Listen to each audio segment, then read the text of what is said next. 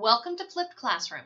Today's lesson prepares you to write the essay, Is College the Best Option? For this assignment, you will write a 1,000 to 1,250 word essay that incorporates compare-contrast as well as division and classification genres to demonstrate your understanding of the articles we read in this module and the skills you practice in chapters 1 through 5 and 7 of They Say, I Say. So let's break down the parts of this assignment and look at them a little closer. The first concept you need to understand is division and classification.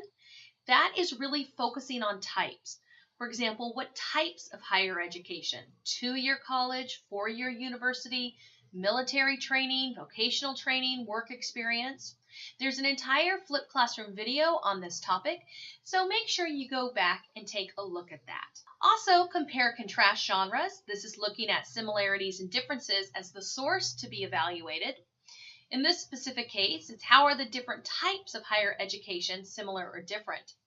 There are 2 types of structures, point by point or subject by subject, and this is covered in depth in one of the previous Flipped Classroom videos titled Compare Contrast.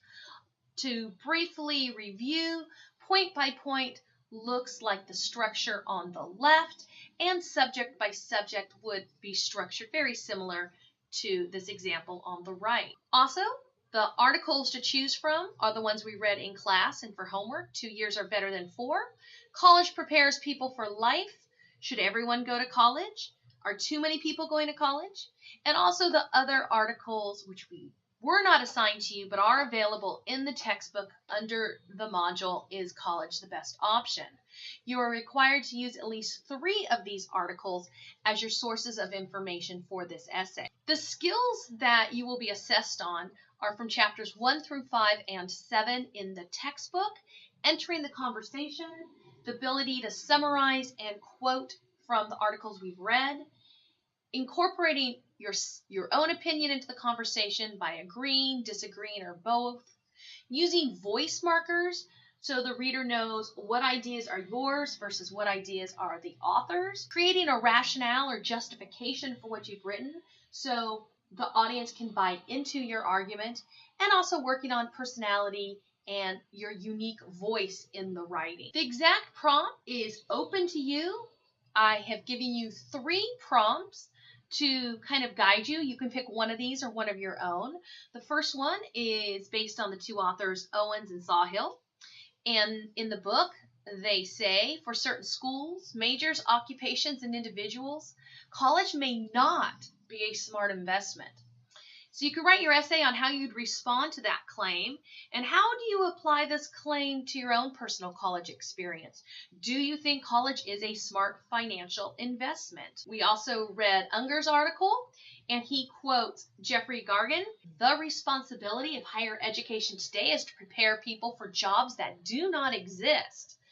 So the author Unger goes on to say, it may be that studying the liberal arts is actually the best form of career education. How do you respond to this claim? Are you following a liberal arts education, or are you pursuing a more specialized field such as engineering or nursing or another very highly technical specialized college field? You may also want to look closely at Murray's argument that college is a waste of time for many, even though Unger argues that anyone can benefit from a college education. This topic may be one of the easiest of the 3 because it almost sets out the compare-contrast for you. Which one do you find more convincing, and how do you apply these claims to your life? So your first step is pre-writing. This is where you should brainstorm your ideas about post-high school opportunities and going to college. Start by writing down, what do all the different authors say, and what have you personally experienced? After that, start developing a thesis statement. Remember, your thesis should answer the writing prompt. It should not be a question. It also should preview the entire essay. I'll give you a little sample here. While there are benefits and drawbacks to attending a 4-year university, 2-year community college, joining the military, or getting a job after high school, I have found the best path for me is whatever your answer is. Notice that you have the words benefits and drawbacks. That kind of sets up the compare-contrast for you.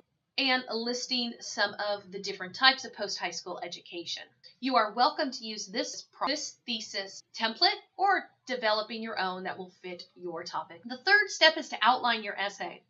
If you're choosing the point-by-point structure, I have a sample here. You begin with your introduction paragraph that has a hook to draw in your readers, some background information about post-high school opportunities, and your thesis statement. 3 points that you could focus on is taking the community college path, taking the university path, or taking the work experience path. In this case, for each section of your essay, you would try to focus on similar topics. So when you talk about community college, you talk about the types of classmates, the types of professors, types of opportunities. The same 3 would be for university paths, types of classmates, types of professors, types of opportunities. Very similar for point 3. Have to tweak it a little bit to types of coworkers, types of trainers or bosses, and types of opportunities. So you have 3 points that you're covering with very similar subtopics. You could have then a paragraph on your personal experience, concluding with your paragraph that restates your thesis and uses critical thinking to draw a conclusion. Why is it important to explore this topic? As we learned in They Say I See Chapter 7. What is at stake? What are the long-term effects of choosing a specific path or having a variety of paths? Let's take a look at the subject by subject structure. Once again, your introduction paragraph would be very similar, but in this case, your essay could be divided into 2 topics. Subject A, just college. Subject B, work. Point 1 could be opportunities. Point 2, professors. Point 3 is social life. And those same topics apply to work.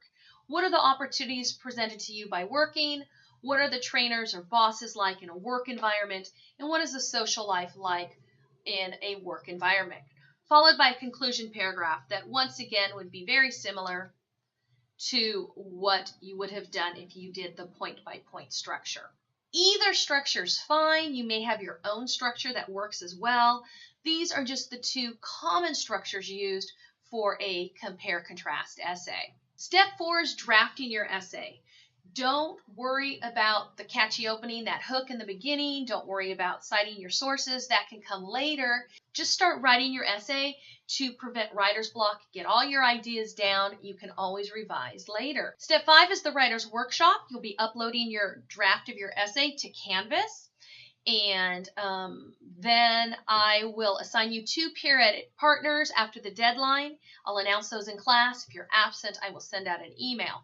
If you miss the deadline to submit your essay draft, you can still earn half credit by peer reviewing your classmates' essays. So once again, it's great to participate in the writer's workshop, whether you turn in an essay or not. Of course, you benefit the most if you turn in your essay on time. When you are peer editing your essays through Canvas, use the markup tools such as highlight, strikeout, underscore, and comment. Make sure you fill out the peer edit form. If you forget how to do these steps, there is the YouTube video that I created titled How to Peer Edit Through Canvas. If you have technology questions, the help desk is open 24 hours. They can always help you with using the tools. Steps 7 and 8, revise and submit your essay to Canvas. Okay, if you do miss the deadline, you are allowed to submit it late without a point penalty up until the drop deadline, but the penalty is you will not be allowed to rewrite it for a higher score. There's more details in the class syllabus for students who submit their essays late. So in review, begin by familiarizing yourself with the writing prompts. Go through the pre-writing strategies before you actually write the essay. Work through the workshop and then revise your essay.